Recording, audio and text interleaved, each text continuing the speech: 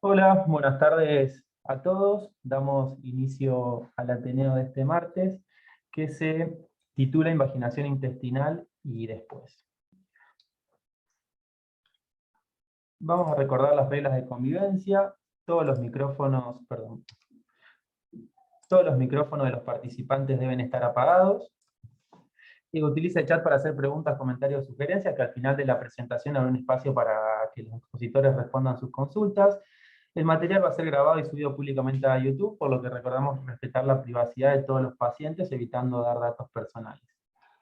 A continuación van a hablar Florencia González, residente primero del Servicio de Clínica Pediátrica, y Germán González, residente de cuarto año de Clínica Pediátrica, también para hacer una introducción a la paciente a presentar. Bueno, buenas tardes, yo soy Florencia. Bueno, lo que vamos a contar es un paciente que conocimos en San Justo. Es un paciente de 2 años y 9 meses que consultó a la SEP por un cuadro de diarrea de 4 días de evolución, a lo que agregó sangre roja rutilante en las últimas 24 horas.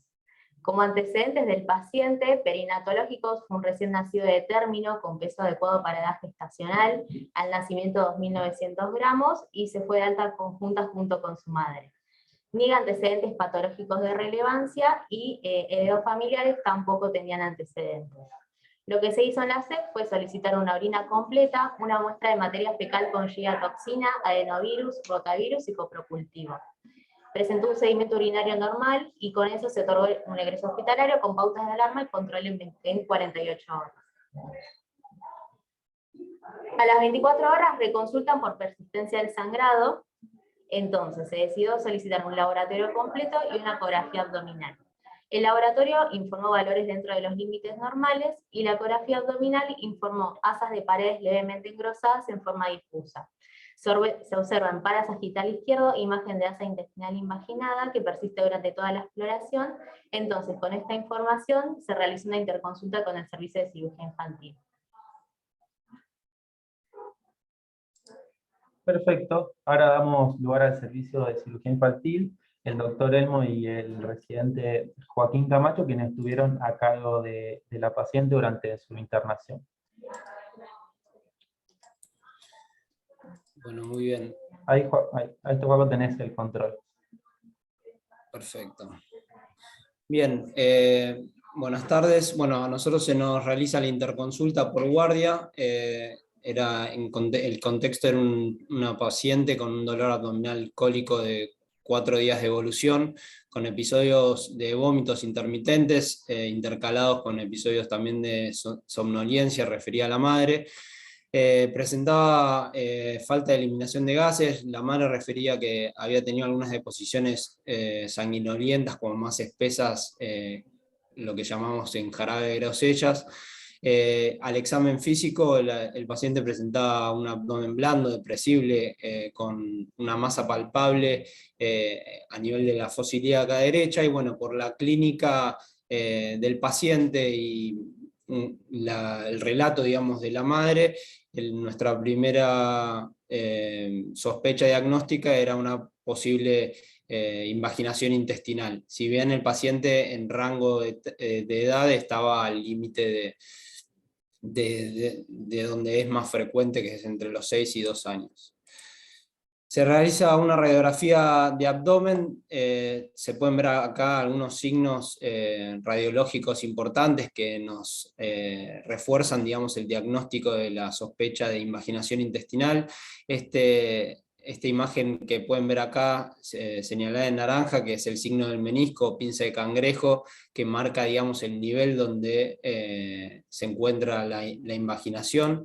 A su vez también podemos ver algunos niveles hidroaéreos, y una imagen de masa con falta de aire en fosa ilíaca derecha, que era un poco lo que se palpaba al examen físico, y además ausencia de aire distal.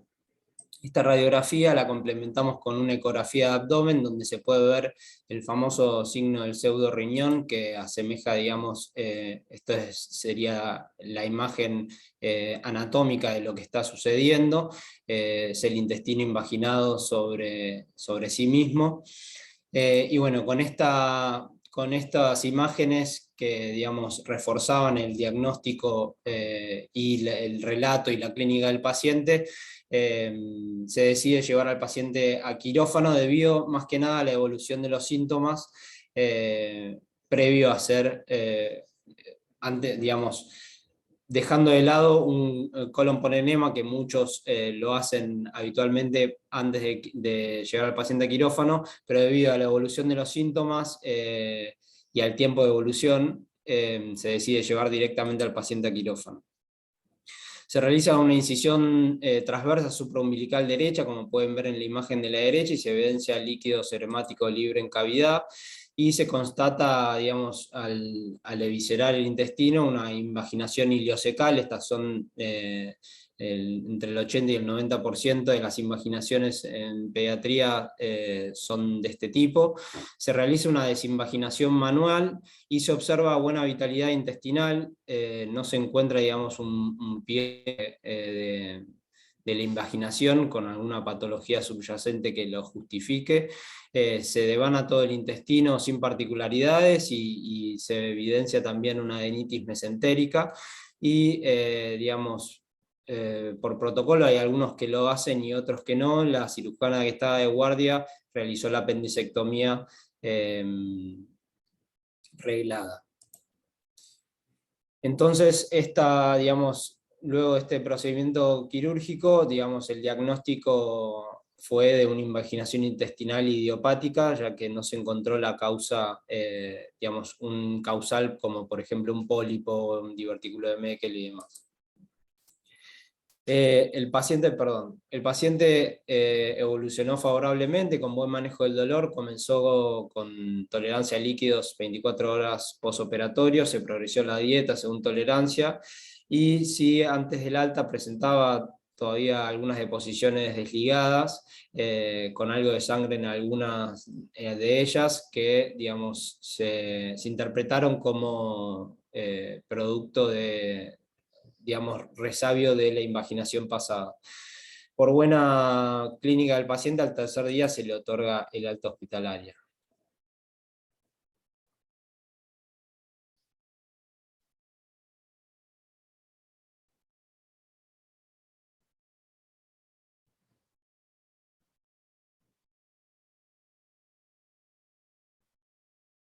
Buenísimo, Joaco, muchas gracias. Bien, ahora damos nuevamente lugar a Florencia González, que va a seguir contando al paciente.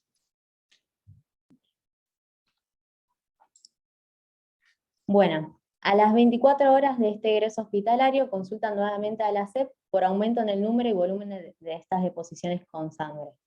Entonces se solicitó una nueva ecografía abdominal que fue informada como normal, un laboratorio que descartó el síndrome urémico hemolítico con un hematocrito de 31,3 para un previo de 37, una hemoglobina de 10, glóbulos blancos de 15.000, plaquetas de 378.000, proteínas totales de 4,8, albúmina de 2,7, PCR de 4,2. Se realizó una radiografía de abdomen en donde se observaba distribución irregular de aire y se realizó una orina completa que fue normal. Se repitieron estudios en materia fecal, que esta vez informaron norovirus positivo y leucocitos en materia fecal. Con esto se decide nuevamente interconsultar al servicio de cirugía infantil y se lo internó en la sala de San Justo para control y monitoreo. Perfecto, Joaco, ahí te habilito nuevamente el control remoto. Perfecto. Bueno, perdón. Esto, digamos, al quinto día posoperatorio, el paciente consulta nuevamente, como recién mencionaron, a la guardia, por aumento de la frecuencia y el volumen de las deposiciones, y en algunas de ellas sanguinolientas, sin otro signo sintomatología agregada, niegan fiebre, náuseas, vómitos o dolor abdominal. Al examen físico, el paciente presentaba un abdomen excavado, blando y depresible.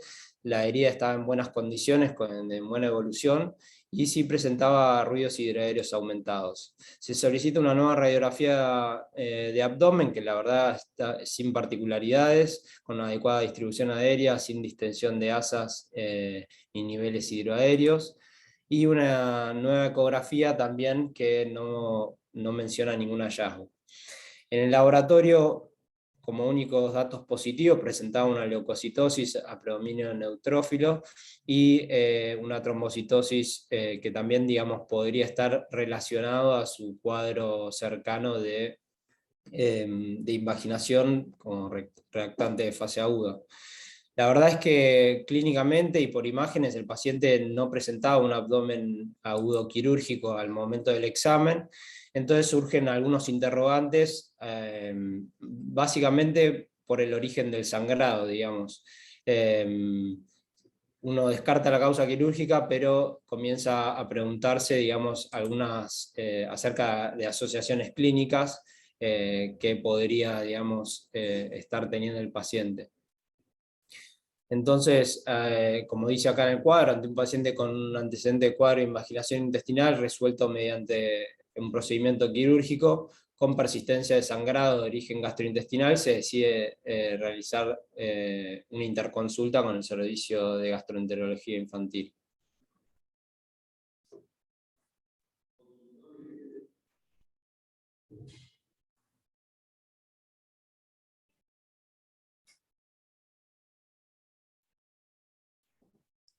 Buenísimo, Joaco. Muchas gracias. Ahora damos lugar entonces a Fer Mansur del Servicio de Gastroenterología Pediátrica. Bueno, perfecto. Entonces, como fueron comentando a lo largo de la presentación, teníamos un paciente que tenía persistencia y aumento de las deposiciones sanguinolentas, que se interna para hidratación endovenosa y para terapia transfusional porque había tenido un descenso de hemoglobina y hematocrito, y en el laboratorio llamativamente aumento de los glóbulos blancos, hiperplaquetosis y una hipoalbuminemia con hipoproteinemia. La radiografía de abdomen había distribución irregular del aire y este norovirus que nos desconcertaba un poco en los estudios de materia fecal.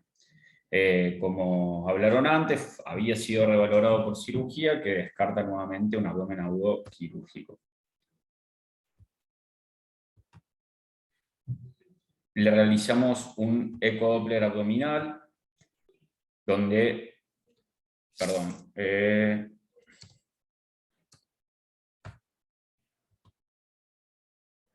anterior.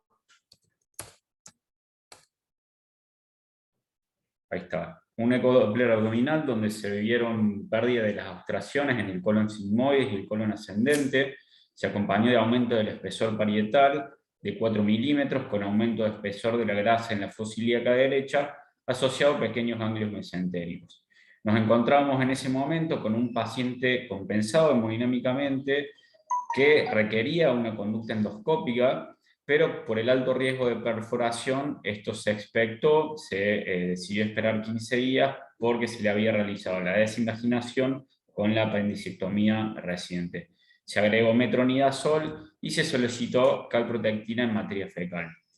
Mientras tanto, se realizó un entero-TC, donde se constata un aumento del espesor de la pared del recto y el colon sigmoides a expensas de la submucosa, con un importante realce de la mucosa luego de la administración del contraste, como se puede ver en esta imagen de acá.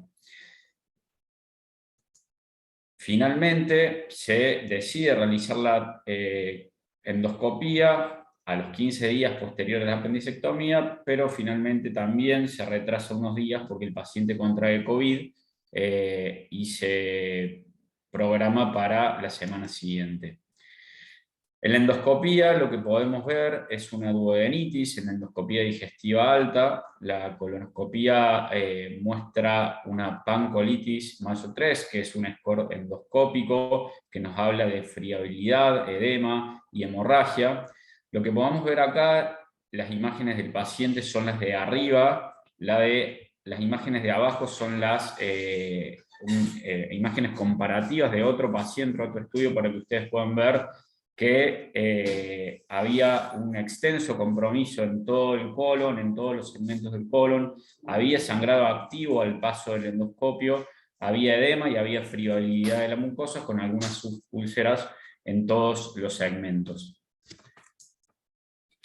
Entonces, recibimos la anatomía patológica que se tomó la endoscopía, donde mostraba una colitis moderada activa. Más adelante vamos a ver las imágenes, con una mucosa de histoarquitectura general conservada, pero con linfoplasmocitosis e incremento focal de eosinófilos.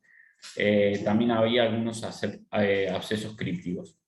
Recibimos el resultado de la calprotectina en materia fecal de 813, y con todo esto logramos llegar a un abordaje diagnóstico de una enfermedad inflamatoria intestinal de comienzo muy temprano, por lo que el paciente inicia tratamiento con alimentación enteral exclusiva, con la leche Mobulen, la mesalazina y antibiótico terapia, que en realidad ya venía recibiendo desde la internación con ciprofloxacina y metronidazol. Un poco para hacer un breve resumen de lo que es la enfermedad inflamatoria intestinal y de comienzo muy temprano. Si bien se sabe que históricamente era una enfermedad de países occidentalizados, hay un incremento global de la incidencia y sobre todo a más tempranas edades. Los últimos reportes muestran un aumento sobre todo en pacientes de 6 a 10 años. Y en general la colitis ulcerosa se diagnostica más comúnmente en niños menores de 6 años y la enfermedad de Crohn en los mayores de 6 años. Este es un estudio que se realizó en Canadá, que es uno de los países que tienen la mayor tasa de incidencia de enfermedad inflamatoria intestinal y así también de enfermedad inflamatoria intestinal de comienzo temprano, donde habla que la incidencia de la enfermedad inflamatoria intestinal en edades tempranas es de 7,4 por año desde 1994 al 2009. Este estudio fue publicado en 2014. Pero sin embargo, al debutar en edades más tempranas, los costos en salud pública fueron menores y la intervención quirúrgica de estos pacientes con enfermedad inflamatoria de comienzo muy temprano fue menor que los mayores de 10 años, o sea que los adolescentes. La enfermedad inflamatoria de comienzo muy temprano, Very Early Onset IBD, es de patogenia multifactorial, tiene una respuesta inmune inadecuada en individuos genéticamente predispuestos y deriva de varios factores, como ser ambientales, principalmente la dieta, la alteración de la microbiota y alteración de la inmunidad intestinal, como más adelante nos van a contar. El diagnóstico de esta entidad no, digamos, reúne a varios criterios y a varios métodos complementarios. No hay un único método que nos haga identificar este tipo de enfermedad. Obviamente, siempre tener en cuenta el cuadro clínico del paciente, sobre todo de posiciones diarreicas con sangre. Pedir un laboratorio completo con hemograma, con parámetros de inflamación, con plaquetas donde llamativamente suele haber una hiperplaquetosis, como este paciente también presentaba, un proteinograma con albúmina donde puede haber una hipoalbuminemia, un coagulograma donde a veces factores de la coagulación como el TP, que lo vemos en el hepatograma, que también hay que solicitar, puede estar alterado por deficiencia de vitamina K, por la mala absorción de las vitaminas en un intestino dañado. Un ionograma con calcio, fósforo y magnesio, porque se sabe que el déficit de vitamina D, que acompaña algunas veces a esta entidad, puede alterar el metabolismo fosfocálcico. Un elemento muy importante y que se está solicitando cada vez más y está en auge en estos últimos años es la calprotectina en materia fecal, que valores de corte por encima de 250 nos hablan de una probable enfermedad inflamatoria intestinal. Imágenes del intestino medio, como una enteroresonancia, una enter-OTC o una TC de abdomen, donde podemos ver estenosis, podemos ver alteración de lo que es la pared intestinal con áreas de engrosamiento. Y por último, pero no menos importante, e incluso lo más importante a descartar en cuanto a los métodos diagnósticos, es la evaluación endoscópica, con una adecuada toma de biopsias en todos los segmentos para identificar si hay o no compromiso histológico. En cuanto a las estrategias terapéuticas que se pueden utilizar en estos pacientes de comienzo muy temprano, ahí podríamos estar hablando una hora de todas las, digamos, de todos los métodos, de todo, perdón, la terapéutica médica que hay para, el tratamiento médico que hay para utilizar. Este paciente se decidió elegir e iniciar una nutrición enteral exclusiva.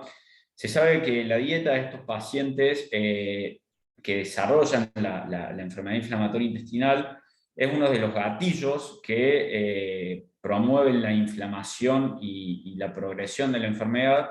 Por eso, en lo que consta la nutrición enteral exclusiva es en la ausencia total de alimentos, aportando principalmente una dieta líquida, a través de una fuente de caloría que provenga de cualquier fórmula polimérica. Se está comprobado mediante varios ensayos clínicos que la tasa de remisión es del 60 al 80%. La nutrición enteral exclusiva ayuda a disminuir el uso de la inmunosupresión y sus secuelas. Todos sabemos bien los efectos adversos que tiene la corticoterapia prolongada. La nutrición enteral exclusiva genera mejoría de la microbiota y disminuye las citoquinas proinflamatorias, aumentando también las antiinflamatorias. Hay una fórmula especialmente diseñada para este tipo de entidad clínica, que es la fórmula Modulen IBD, que muchos la habrán escuchado porque la usamos bastante en los pacientes que se internan por esta enfermedad. Lo que tiene de particular esta fórmula, que es polimérica, o sea, la proteína está entera, es 100% caseína, es deslactosada y sin gluten, como todas las fórmulas, sin gluten, digamos, como todas las fórmulas lácteas. Presenta un porcentaje de TCM, o sea, de triglicéridos de cadena media, que facilitan la absorción en un intestino que está dañado. Y una particularidad que diferencia de otras fórmulas es la presencia de este componente, que es el TGF-beta2, que lo que hace, digamos, es una citoquina antiinflamatoria que ayuda a la reparación de la mucosa del intestino dañado.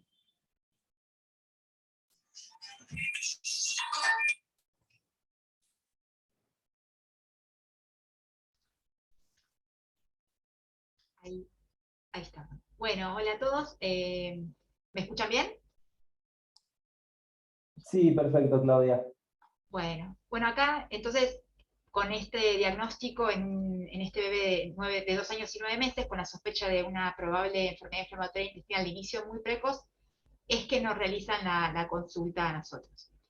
Se trataba de único hijo, no había ningún antecedente familiar relevante, y de la valoración inmunológica inicial que teníamos en ese momento, se constataba un hemograma, como bien dijeron, ya con una anemia y una trombocitosis, un dosaje de inmunoglobulinas normal para la edad, con una funcionalidad normal a vacunas antígenos proteicos, una eritrosedimentación en ese momento que se había realizado normal, y poblaciones linfocitarias, en líneas generales normales, había una muy ligera linfopenia, probablemente secundaria al proceso inflamatorio que estaba cursando.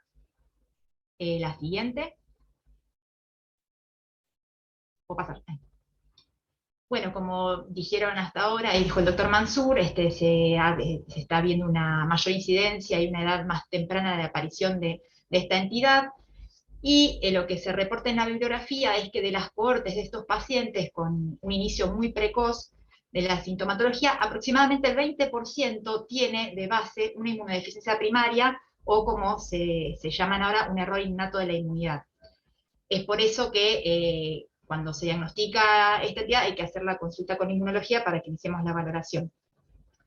Y para decir así de inicio, en realidad es difícil identificar en estos pacientes a los que tienen una probable, o los que tienen una inmunodeficiencia primaria, de aquellos niños que en realidad presentan la enfermedad inflamatoria intestinal poligénica típica, pero que tiene un inicio temprano. O sea que esa va a ser nuestro desafío, digamos, de definir cuál de estos pacientes tiene una inmunodeficiencia primaria. La siguiente. Y tratar de identificar si hay un defecto genético no es algo solamente académico, sino que a veces, como también hay algunas bibliografías reportan, el tratamiento puede ser difícil, y en algunos casos refractario. Ahí es donde tenemos que ver si, o sea, estudiarlos para ver, ¿por qué? Porque la terapia para los pacientes que tienen una inmunodeficiencia primaria y como manifestación la enfermedad inflamatoria intestinal, generalmente son pacientes más refractarios al tratamiento y pueden requerir un tratamiento distinto, o digamos complementario a los que se utilizan en los pacientes con una enfermedad que es poligénica, multifactorial. Ahora viene un cuadrito, en la siguiente, en el cual vemos, en general, o sea, en líneas generales, cualquier inmunodeficiencia primaria puede tener compromiso gastrointestinal, porque el intestino, como todos sabemos, el sistema inmune está muy presente allí. Pero esta es una lista de las que generalmente siempre presentan enfermedad inflamatoria intestinal de inicio precoz, que son varias causas, y de estas hay algunas, la siguiente, en las cuales podemos ver, por ejemplo, que varias de ellas se menciona el trasplante de células progenitoras hematopoyéticas como tratamiento, más allá del tratamiento inmunosupresor previo.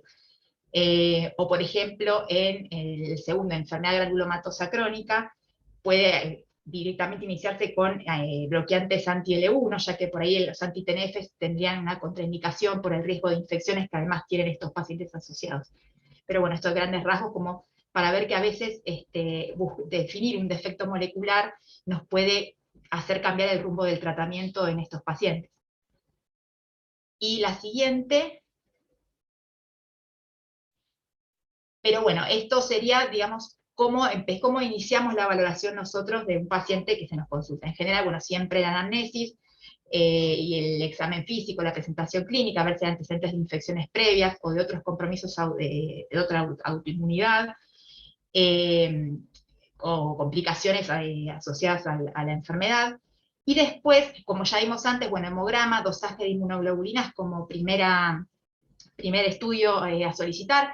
También acá hay que tener en cuenta, muchas veces la edad de esta presentación coincide con la edad de la hipogamaglobulinemia transitoria de la infancia, entonces no es algo poco frecuente encontrar una hipogamaglobulinemia, por eso ahí nos ayudamos de la funcionalidad de anticuerpos, porque por ahí solamente es un hallazgo y no tiene que ver con un diagnóstico de una inmunodeficiencia si encontramos además una hipogama asociada. Y después otros estudios ya que son un poco más específicos, por el test de dihidrorrodamina, que en realidad lo que hace este estudio es valorar la función del neutrófilo, ya que la enfermedad granulomatosa crónica, que es una inmunodeficiencia caracterizada por ausencia de la actividad microbicida del neutrófilo, puede tener como primera manifestación una enfermedad inflamatoria intestinal de tipo Crohn-like.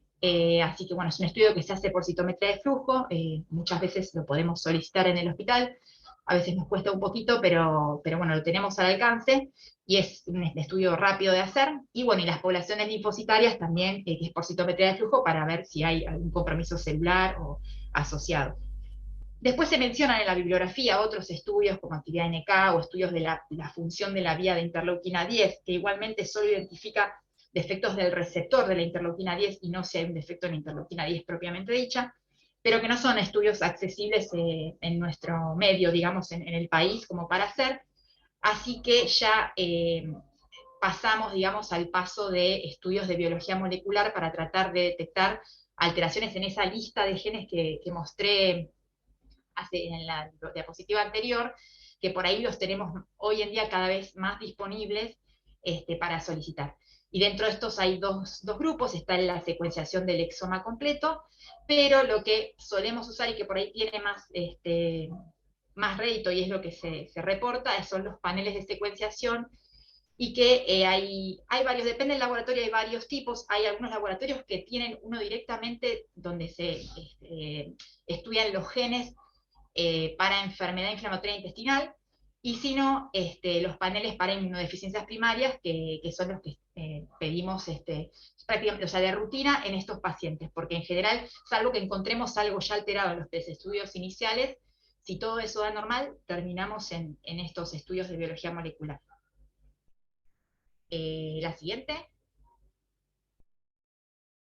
Bueno, y acá brevemente, más que nada para contarles de los pacientes que tenemos estudiados en la sección, consultados por enfermedad inflamatoria de inicio muy precoz, que en realidad es la que se define cuando comienza antes de los 6 años. Hemos estudiado 14 pacientes, o sea, hemos visto 14 pacientes a los cuales 11 de ellos se les ha podido hacer estos estudios de biología molecular o exoma o paneles para enfermedad inflamatoria intestinal o inmunodeficiencias primarias. 3 no los pudimos realizar, y de ellos, en realidad, en 9 de estos 11 pacientes no se han hallado variantes que puedan explicar el fenotipo. En algunos directamente no se halló nada, y en otros se encontraron variantes o de significado incierto o que no explican el fenotipo clínico, así que se descartan como causa patogénica. Y solamente en 2 se ha encontrado, que es alrededor del 14%, en general más o menos, o sea, un poco menor a lo que se reporta en la literatura, de hallazgo patológico, o sea que se ha detectado una inmunodeficiencia primaria como enfermedad de base. Y bueno, ahí creo que terminé ya. Perfecto, muchas gracias, Claudia. Ahora damos lugar a Paola de la Iglesia, que fue la anatomopatóloga que estuvo a cargo de las biopsias. Hola, buenas tardes. A ver, ¿querés pasarme?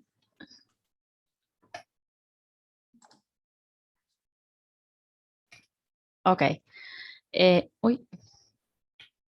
Una menos. Bueno, esto es para mostrarles cómo es el patrón de inflamación en este tipo de patología. Lo que hace el patólogo es diagnosticar un patrón de daño del epitelio, sobre todo del colon, ¿no? Que es el patrón de colitis destructora de criptas. Eso es lo que clásicamente se reporta en la enfermedad inflamatoria intestinal. Algunas cosas están presentes en estos casos de inicio temprano y otras cosas no son tan habituales. Si ustedes se fijan en los 2 fragmentos de mucosa que se ven, hay un incremento de la celularidad en la lámina propia, que es el espacio que está entre las criptas del colon, pero a grandes rasgos el espacio entre las criptas y el tamaño de las criptas es relativamente uniforme en los 2 casos. Cuando uno tiene una enfermedad inflamatoria muy establecida, muchas veces esta distorsión de la arquitectura es mucho mayor. Uno ve criptas de diferentes tamaños y de diferentes, con distancias distintas entre sí. Acá eso solamente es notorio a lo mejor en este sector de la biopsia, donde se esboza también una bifurcación, que es algo que a veces uno puede ver. Y lo otro que vemos es este incremento de la inflamación en la lámina propia. Normalmente en el colon el infiltrado inflamatorio se encuentra bien a nivel subepitelial, por debajo del epitelio de superficie, y decrece hacia la muscular de la mucosa. Cuando uno ve una enfermedad inflamatoria intestinal, esto es mucho más parejo. Y lo otro que se esboza también a este nivel es que algunas de estas criptas están rotas o rellenas con algo que ahora vamos a ver a mayor aumento. Este es el mayor aumento de ese uno de los fragmentos que les mostré con anterioridad. Esto es una cripta, esta cripta está rota, y dentro de esta cripta lo que tenemos es numerosos polimorfonucleares. Esto es lo que llamamos absceso críptico, que es el acúmulo de polimorfos nucleares dentro de la luz de la cripta, y que nos habla de una colitis que está en actividad. Acá además vemos cómo estos neutrófilos se meten hacia adentro de la cripta de la glándula. Esto es lo que llamamos criptitis. Entonces, el patrón de colitis destructora de cripta se construye con el aumento de la inflamación en la lámina propia, sobre todo a expensas de plasmocitos y linfocitos, que son los que vemos acá. A veces en la enfermedad de Crohn puede haber muchos eosinófilos, pero no es el patrón más habitual. Lo otro que la compone es la presencia de inflamación activa, la criptitis, y la presencia de abscesos crípticos. Si todo esto se acompaña de un desarreglo de la arquitectura del colon, lo más probable es el diagnóstico de enfermedad inflamatoria intestinal, aunque no es el único.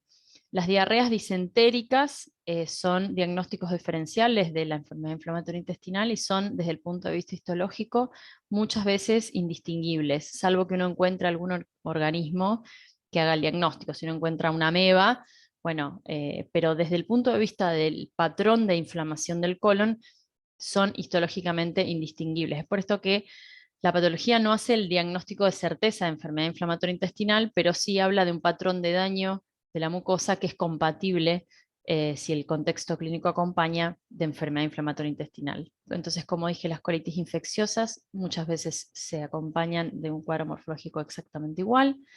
Las inmunodeficiencias también pueden verse así. En algunas de ellas faltan los plasmocitos, pero no siempre.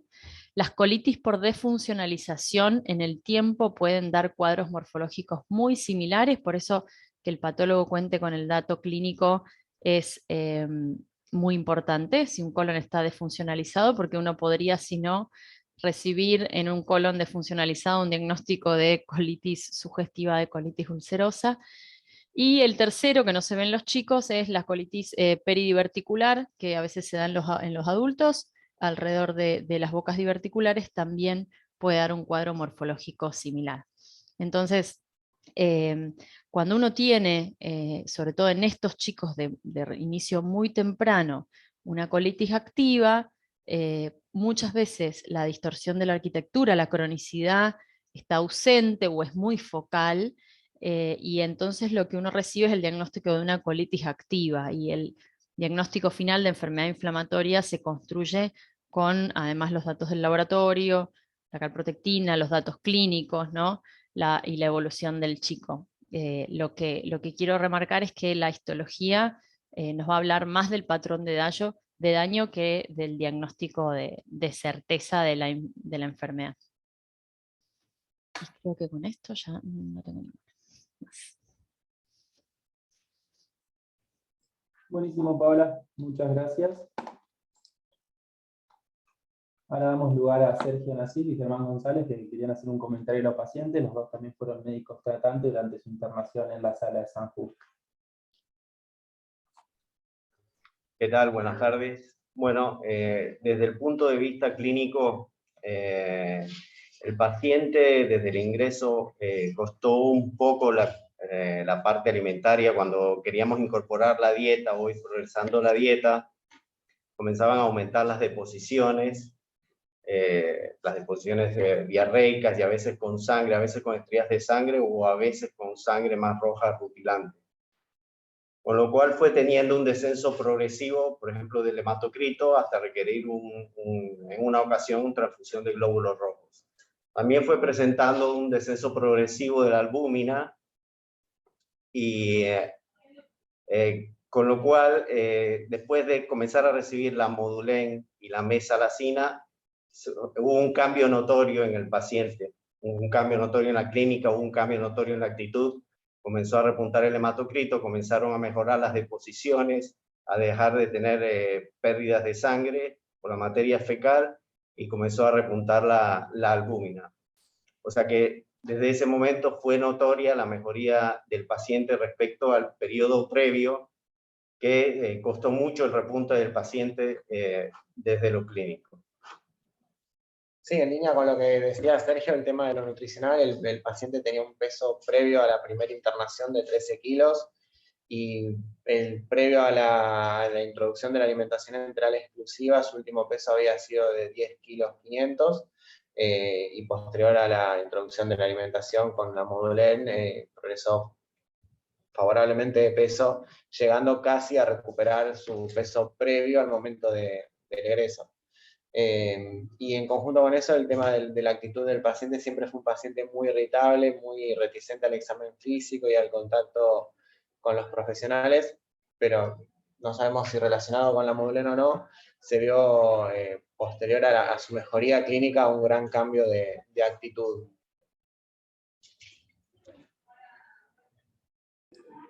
Buenísimo, genial. Muchas gracias, Sergio y Germán. Damos lugar al espacio de preguntas. Si alguien tiene algún comentario o alguna pregunta, puede escribirla en el chat y la vamos leyendo para que sean respondidas.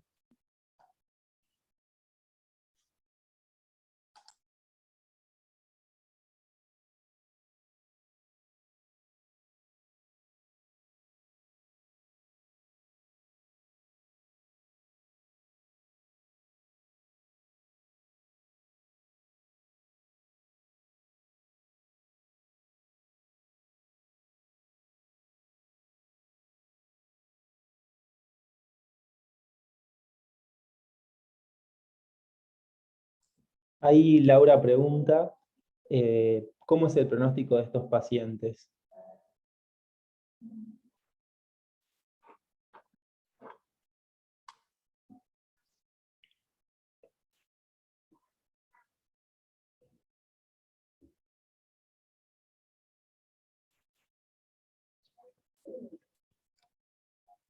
Fer.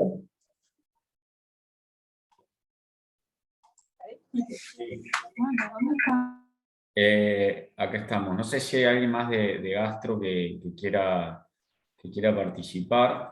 En general, como mostré en un estudio que se realizó en Canadá, el pronóstico de estos pacientes, cuanto a más temprana edad se haga el diagnóstico de la enfermedad inflamatoria intestinal y se detecte el diagnóstico y se empiece una terapia específica, suele ser bueno.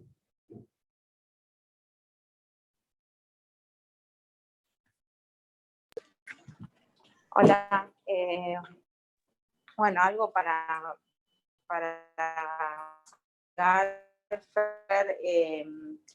es que estos pacientes en general, como dijo Claudia, no suelen tener, o sea, depende un poco de cuál va a ser el tratamiento. El tratamiento, si hay si se detecta el origen monogénico a través del estudio genético, distintos tipos de tratamientos específicos, como mostró Claudia, pero la característica de estos pacientes es que no suelen responder a la terapéutica habitual para enfermedad inflamatoria. Y a veces realmente dan muchos dolores de cabeza porque cuesta mucho lograr la remisión. Este paciente, no sé, Fer, vos dijiste 813 de calprotectina, eso me imagino al diagnóstico, no sé, ¿cuánto tiempo pasó desde que inició la dieta y tenemos alguna calprotectina de control? Contesto yo, Vero. No tenemos calprotectina de control todavía, obviamente está pedida, sabemos que tarda bastante. Y les puedo contestar también la evolución del paciente posterior a haber sido externado. Conserva un buen estado general. Los parámetros de peso, lo vimos con Natalia Granados ayer, el chico ha recuperado el peso anterior y ha seguido creciendo muy bien. Digamos, ha seguido por ahora una buena curva y en ese sentido Natalia estaba pensando ya en pasar a una fase 1 que es volver a alimentar al chico. Por el aspecto de la medicación, intenté muy precozmente retirar antibióticos y tuve de vuelta sangrado. Un sangrado que no lo descompensa, son estrías de sangre y moco que vuelve a tener en su materia fecal en un paciente en excelente estado general, así que tuve que volver a instaurar los antibióticos. Fuera de eso, el chico está con una excelente evolución. Como dijo Fer, es esperable que la evolución sea buena. Me parece que acá hay que reconocer algunos cambios históricos en el manejo de estos pacientes. El primer histórico es reconocer la diferencia de estas formas tempranas cuando son poligénicas o cuando son monogénicas. Porque reconocer si es una forma monogénica quiere decir que va a tener un tratamiento probablemente específico a su forma monogénica. Las poligénicas, nosotros ahora nos han aceptado la publicación de nuestros 30 años de manejo de estos chicos en nuestra institución y realmente ha cambiado muchísimo en tanto y en cuanto estamos usando una herramienta terapéutica que es la nutrición enteral exclusiva, o agregando esta nueva modalidad que es el Modulife como inducción a la remisión.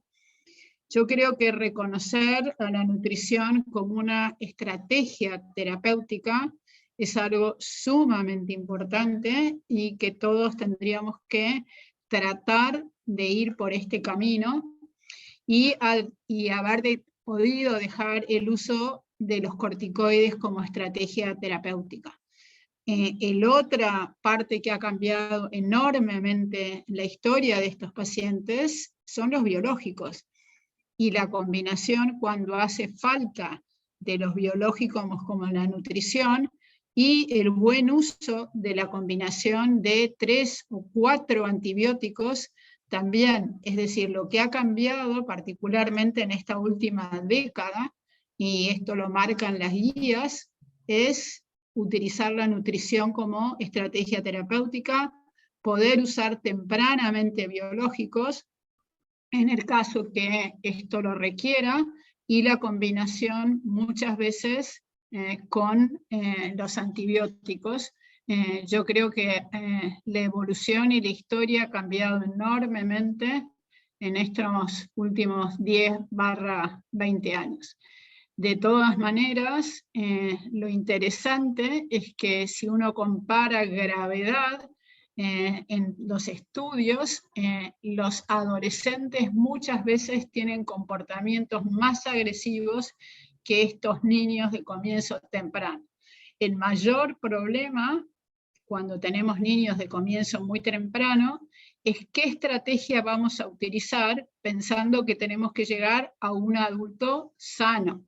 Entonces, que cada vez que elegimos una estrategia terapéutica tenemos que pensar que este camino es largo, y entonces tenemos que tratar también con mucho cuidado de no inmunosuprimirlos más allá de lo estrictamente necesario. Es un interesante y difícil equilibrio entre controlar la actividad, que hoy en día es control de la actividad mucosa y endoscópica, y futuramente histológica con la nueva clasificación del STRIDE, pero sí cambió muchísimo el pronóstico con diagnósticos tempranos, y utilizando estas estrategias tiene que ser muy bueno para estos pacientes. Muchas gracias, Marina, muchas gracias también a Vero Busoni y a Lucio González. Diana, vos habías levantado la mano, ¿querés decir una palabra? Podés habilitar el micrófono. Sí, ahí está. ¿Qué tal? No sé si dijeron, porque tenemos algunas dificultades con el audio nosotras, pero le quería preguntar a gastroenterología si había tenido alguna vez otro paciente invaginado que terminó siendo una enfermedad inflamatoria intestinal. Esa era mi pregunta. En realidad tuvimos uno que pensamos que era una enfermedad inflamatoria y en realidad fue un Burkitt.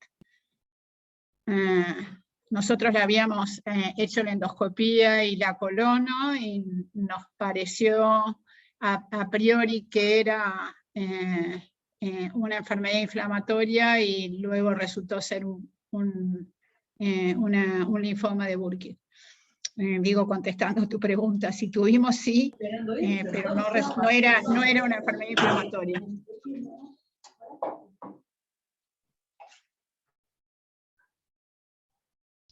Ok, gracias.